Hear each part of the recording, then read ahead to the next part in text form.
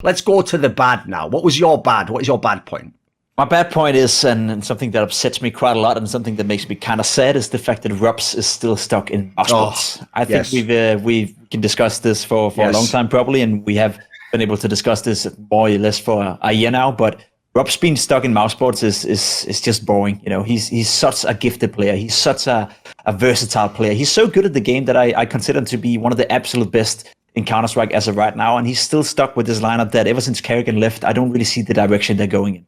I don't want to blame it on Dexter, I don't want to blame it on anyone in particular, but I just think that when you lose Kerrigan, you lose a guy with the vision of being the best in the world, you lose a guy with the vision of winning a major. That's his goal, that's the mantra he's working with, that's the drive that is basically giving him all the power and giving him all the motivation, and you bring in a guy like Dexter where his goal is to just cement himself as a decent in-game leader in Europe. Right, ropz deserves to have a guy leading him that wants to win every single tournament they play, wants to win the major, wants to qualify for the major. And even though mousesports most likely still will qualify for the major, a lot of stuff has to go wrong for them not to qualify. It's just sad to see that in a tournament that is so impactful, that is so important for them as this one, they fail to deliver a single point in the RMR standings right here to even cement themselves as a major team. ropz is too gifted. ropz is too good to be in mousesports, and I hope that there's a way he can get out of his contract anytime soon. And I would love to see him on pretty much all the top 5 teams in the world, outside of Navi, of course. Anyone who speaks English should go for ropz. If you're Australis, do everything you can to make your roster English-speaking. Get ropz. If you're Vitality for that matter as well, you know, and want to do a transition period at some point, you can look at a guy like ropz. He's a guy that can change the game for you for the future, and he's a guy you can build a team around for the future. He's too gifted to be in mousesports. I'm not going to say we all told you so, but after that mousesports win at Flashpoint, we all were like, I don't know if that's replicable. Like the style that they played was not that good. It was just defaults and then just reading the game live and just having great game sense and people overperforming in every single situation. Like, yeah, this mousesports team doesn't seem to, like, when you say it doesn't have direction, I feel like when I watch their rounds, that's what it looks like a lot of the time. There's like a very like loose play at the beginning of the round, and then they just kind of like meander and try to put something together. It's always just like, it feels like they just haven't gone over stuff. Like they haven't, it's still like, you know, 6 months into this roster, I still feel like, what was the plan on this round? Like, if I'm questioning that, then something's going wrong. And I think then we also have to talk about Acor. Just like this guy he sold us on like fool's gold so badly. Absolutely. Yeah, he sold us so badly on just like his like, oh, it looks good when he's playing the game, but then like I've never seen a tier 1 opper take less shots in rounds than this guy. Like I seriously, I've watched a few of his demos back recently. And like the way he plays Inferno, he'll get like one shot off and then he'll like be face to face with 3Ts the next time he takes a shot. It's like you need to find, he's like the worst opper at picking his spots I've seen ever, like in terms of tier 1. Like it's just like, oh, he decides like to take a risk one time. Nope, there's 3Ts right there. Like it's just, I don't know. Like I don't actually know what he needs to do. Maybe just like fundamentally just think to himself, if I want to do this right now, let me not do this and do something I want to like completely different. Dude, the thing I wondered about, because obviously this is a topic I've thought about when I watched them, is I have to say what people actually are underrating, I think, about his career is, remember Dexter was like a frag in IGL in a bloody Australian scene where he was the star and probably called around himself, I'm guessing. This guy played when he was good with Hunden and then fucking Asilian. Those guys aren't a joke. You know, even after that, like he had the Huxley guy, whatever. Like these are all like people who understand IGL in the game. So the problem with that is, it's why young stars are always hard to judge. You don't know if someone's putting them in the position to succeed, or telling them to go for that play, or telling them the back. You know, you can never know that stuff. Like we assign it to the player because we see him do it, but who the fuck knows where? So in that scenario, I'd imagine Dexter's more sort of like, yeah, you're the opper, just go do it, mate. Yeah, just go take that pick. Like, you know, you're going to know how to do it yourself. Yeah, but I agree. Anyway, back on the main topic though, the ropz angle. The fact he's stuck in the team, hit that a bit harder maybe. Like, what do you think about you sort of like quickly went over to the other aspect of the team. Pimp basically said sort of every top team come and get him. I mean, he even said in his trials, like, just go speak English, get this guy in. Like, I agree, by the way, it's better than getting any fucking tier 2 or tier 3 Danish player. Like, it just would be, wouldn't it? So do you think similarly? I would definitely like want to see a team like Fnatic put ropz in at this point. Okay. I think that would just elevate them so instantly. Any team that's not in the top 15 or so, I think there's a case. And even teams that are in the top 15, there's still a case. Like OG, for example. Like that's like I think one of the perfect rosters for him, because I don't I don't really always love some of the spots Valde has to play, but he just kind of does. But like ropz would just do it and make it a star position all of a sudden on his own merit. And Valde then could play stuff that I think he's better at playing. And then you could probably slot out, like, I mean, I would probably just have to say like Nico, take Nico out of the team, you know, put ropz in, and everything just gets a lot better very quickly. So that's one option. For other teams that are in the top, you know, like, I mean, I think the most obvious one that everybody wants to see this happen is him to phase, like just him for Olaf. Like, dude, I think even he does behind the scene. Without speaking out of school, I think that was one where, you know, if everyone could have just done the deal, it's just the problem was no one wanted to pay $1.5 million or whatever, like, you know. Exactly. I think that's the biggest problem, right? Because when you said it out there, Maui, it's not that I disagree. It's just when you say ropz to Fnatic, that'll be a crime to ropz as well. Fnatic is nowhere near in a position that's going to be justified for ropz and his skill set. ropz to OG, sure, he's going to go in, he's going to elevate that team, but OG is mediocre all the way through. You know, they can be a top 6, top 7 team. Maybe they can win occasionally one of the smaller tournaments. Even with ropz, I don't think they have the potential right now to be one of the best in the world. So there's not a lot of options for him, right, outside of mousesports. And I think that's also part of the reason why he is stuck. Obviously, contractual stuff as well. I'm pretty certain, can't remember if Carrigan said it in an interview or he said it behind the scenes, but I think it's a common secret that he would have loved ropz to come with him in the face clan. I just don't think it was possible to the contractual situation he was having. And I agree, the only place I could see him go that could elevate the team to be potentially a world beater would be FaZe Clan. I would even say that, yes, for Olafmeister, it would make sense. Imagine a team where ropz comes in and Sepnit comes in instead of Rain and Olafmeister, and all of a sudden you had something that is really cooking. You know, you got a team that potentially can win the majors, potentially can win the biggest tournaments in the world. But that's the problem for ropz right now. I think he also realized that mousesports, they aren't as bad as we make them. They aren't as bad as they just showed us right here. They're not a top team. They're not going to win the major. They're not going to go in top 4 of the major. I don't believe that at all. But is OG really a better alternative? Is Complexity even a better alternative? I don't think it is. So for ropz, he's kind of stuck in a hard position right now.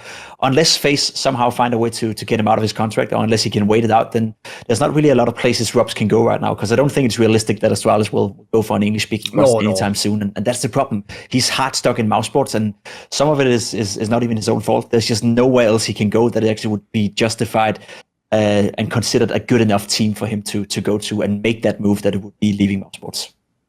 Yeah, I actually think you're making a good point there, Pimp, because basically, look, if we're talking about teams that should want him, I agree with every name on the list so far. Like, yeah, like fucking go down the list, G2, FaZe, Complexity, OG, Fnatic, basically anyone who speaks English and just plays the game like that. Like, this guy is better than whoever you have now or whoever your worst player is. Goes out. The problem is, I thought Pimp's angle, which is a good angle, is if you go from the ropz side, though, it's like, it's time for me to win, mate. Like, I've done the hard yards. Look how long I've been in this team when it was bad, when obviously we had the online era, and now this lineup that just isn't good enough to win. So I do think, put it this way, no one, again, this is why the great players sort of ruin the standards. No one can really be like Nico Sports, like, because Nico was so absurdly good, and that was sort of like the year one of him being at true tier 1.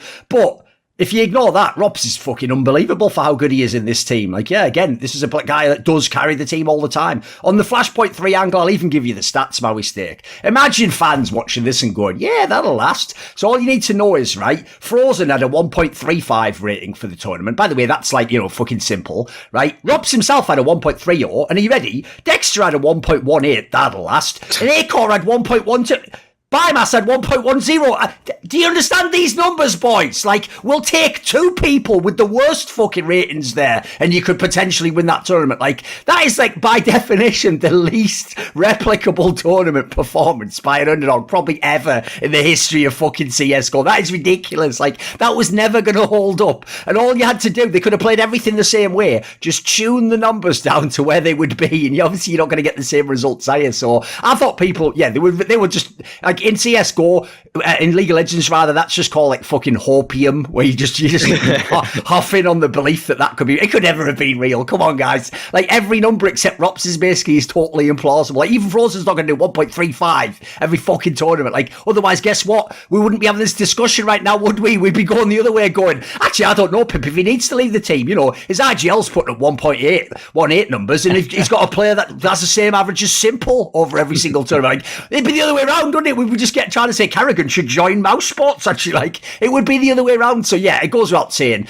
I sort of hate it when there's two ways I go with this. On the one hand, because I actually realised I have to be fair and say this. On the one hand, I love it when the great players get trapped in a team. Like, I tell you what, Simple last year, there's a reason why he had to go supernova every game. Like if he was playing Vitality, he just went for every shot, didn't he? He just goes, fuck it. Like if I don't no-scope everyone, we lose the game. Listen, that's amazing to watch. Obviously though, for their career, it's tragic. You know, you just think to yourself, like Simple's going to be the best example ever. It's like, mate, you take like, you know, his worst 50 fucking tournament performances and that just wins MVP and the tournament in a normal team. You just think, fuck, what could you have won? So with ropz, my problem is this. Nico isn't to be blamed for Nico Sports. That was his first team that gave him the crack at tier 1. And then, by the way, as soon as he could, he left. He left like a year later.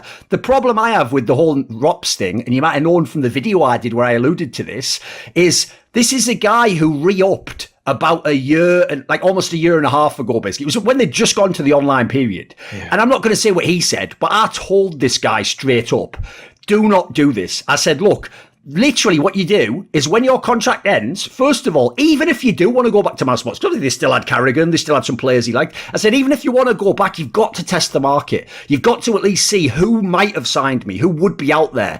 And by the way, even just establish those relationships. And I said, if you want to go to mousesports, just come back again. You might, even if you're really cynical, get a little bit extra money out of them. Maybe they see that people want you. But the problem is, he sort of did that classic thing where the vibe I got was like, but I like this team and I like this fit. And it's like, mate, Counter-Strike doesn't last 10 years like that. You don't stay with the same people no matter how cool they are. Like, as you see, it just got taken apart piece by piece. Carrigan left. By the way, he taught you a lesson there. I'm sure he loved playing with you, but he's not going to fucking stay in hell and play with you. That's like fucking the Dark Knight Rises. Like, what, they expect one of us in the wreckage drops. The fire rises. I'm off the face. Like, fuck you, exactly. Then obviously Chris J just pieced out straight. So like, mate, that team isn't even here. So that's why you've always got to be careful what you do in your career in that regard, because unfortunately he locked himself into this year.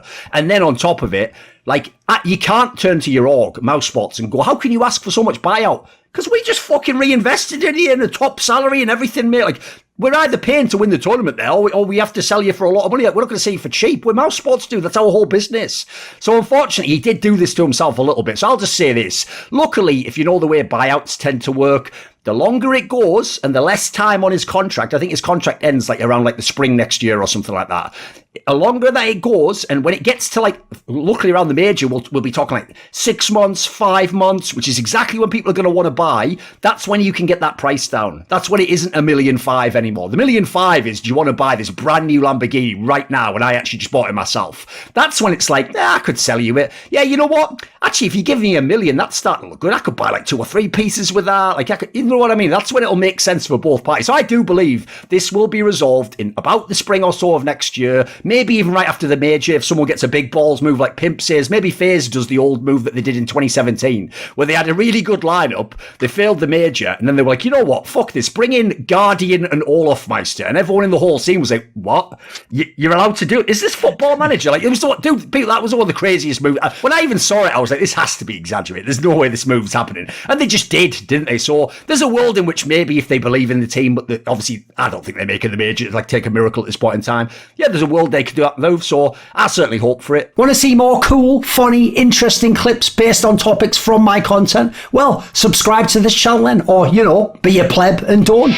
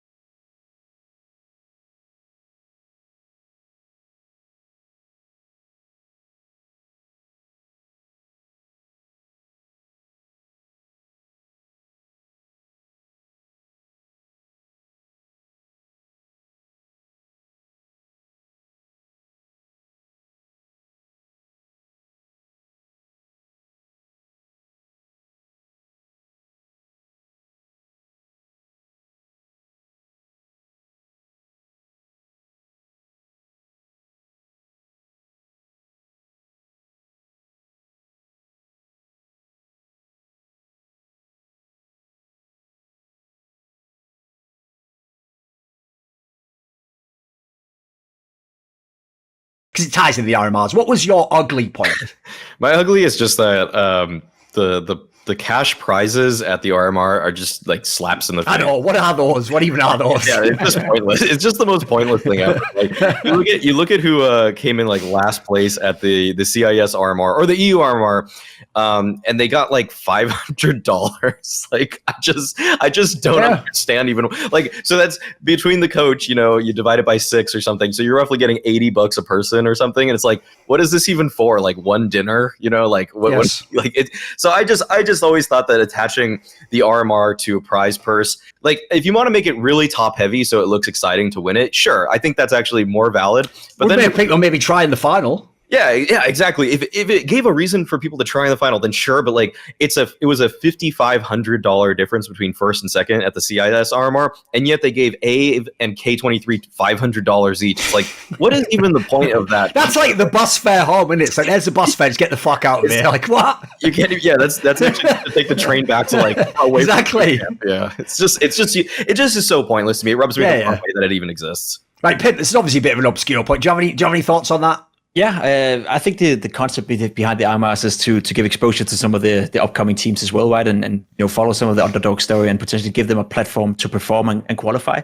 I don't get why the teams who qualify for the major gets any prize money at this stage of the tournament, because everyone gets a sticker, and these days they are worth a shit ton of money without you know having it confirmed. But I know it's roughly around these numbers. The last major sticker we had for the major that wasn't even being played, you know, it wasn't even hyped up because the major never happened. Oh, the real one, yeah, exactly. But they still released the stickers. I've sensed and I've heard, you know, surroundings that each player made around $100,000. Each player for every team. Yeah. So it doesn't matter whether you win $10,000 and then share it and divide it by 6 if you're finishing 5th or 4th or whatever the fuck you finish at this RMR. So I would actually not make it top heavy. I would make it bottom heavy in the sense that no one who qualifies for the major gets anything, because you're already getting paid shit ton of money in sticker prices, etc., etc. And then if they want to come out and tell exactly how much they earn in order for not to get backlash by the community, then do that. That's up to them. But actually give some of the money to the teams like Skate or Find, who would, you know, be very beneficial of that money. That is potentially winning $10,000 or $20,000 in Bulgaria. It's not life-changing, but it's a good chunk of money. Whereas for winning $10,000, if you're FaZe Clan, if you're Fnatic, if you're Astralis, it doesn't matter. They'll probably buy a new PlayStation or whatever, you know, and just forget about it. So it's a different take on it, I'd say. But I would make it bottom heavy and then make it so everyone who qualified the major don't get anything, because you're still getting paid in stickers and you're getting paid big time. I wouldn't be surprised if every player makes 100K or 150K. I love that redistribute. If there were a redistribution plan for the teams that didn't make the major, actually, I would love that. That's pretty cool. Yeah, that's a good idea. Especially if you think like the EU teams. Imagine going there, like Fnatic. You have to travel to a LAN. You have to go to a fucking hotel, go there. Then you get knocked out. You get nothing. Like, if you just give us a little bit of money and say, well, at least you've got something. You know, if I'm some guy like Jaquinho, at least I got something before it definitely kicked me 100%. I'm never ever coming back because I'm just Swedish and now we speak English. Oh, sorry, I said the quiet part out loud again, which, by the way, that could basically be the title of my fucking autobiography, couldn't it? Like, I'll even agree, because on the EU RMR, right, obviously it's egregious because every fucker makes like minimum like 7K, 10K a month. Like, they did the thing again where by the way, the prize purse here is basically a CPL back in the day. Like, oh my God, 20K, 7K for first. And then they try to make it like, oh, we want to give everyone some money for making it. So it goes all the way down, right? But it means that when you go from positions like 5th to fucking like 10th, it's not that much money. Like, I'm sorry, like some of these positions where it goes 1K down in the modern day, even the guy from Bulgaria, when he splits the 1K 6 ways, is like, all right, thanks. I guess I can buy dinner with this. You know, it wasn't really life changing whether I came 7th or 6th in this regard, you know. Whereas that's the point, Maui Snake, is what I said to your point about if you'd make it top heavy. If you're not gonna do it Pimp's way, which is just give money to the teams that didn't qualify, if you're gonna have to give money to the playoff teams, make me want to make the semi-final. Make me want to win the final if I'm in it. I tell you what, there's a pretty good angle. If Gambit beats Snarvy, but they win fucking 75K, you know what? We don't even need bragging rights, mate. You can, all right, fuck off. You wanted to go home early. I'll take the 75K. Yeah, thanks. Seriously. You know, I'll give my mum fucking 10K from that, and then we'll just fucking peace out. Yeah, there we go. You didn't want to play. I did. You know what? I'm still a young guy from Russia. I did want to play and win this game and beat you. So yeah, that'd be a good angle. Want to see more cool, funny, interesting clips based on topics from my content? Well, subscribe to this channel then, or, you know, be a pleb and don't.